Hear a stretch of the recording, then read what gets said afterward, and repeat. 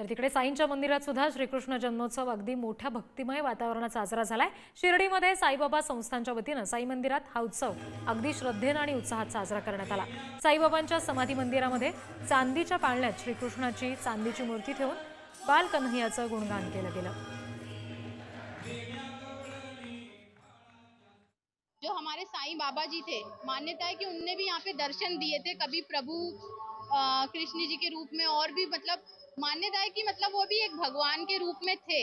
बहुत सारी उनकी चमत्कारी चीजें थी, बहुत सारी उनके पास शक्तियां थी।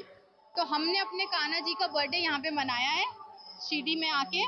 गोकुळाष्टमी म्हणजे भगवान श्रीकृष्णांचा जन्मोत्सव आणि तो फक्त भारतासाठी नाही, जगातल्या प्रत्येक जीवासाठी तो जन्मोत्सव तितकाच आनंदाचा आहे। आणि बाबांच्या ठिकाणी तर हा उत्सव आणखीन उत्साहात साजरा केला जातो। सगळ्याच देवस्थानी होता, पण बाबांच्या ठिकाणी सगळे जगातले लोक येतात, त्यामुळे हा नक्कीच विशेष आहे।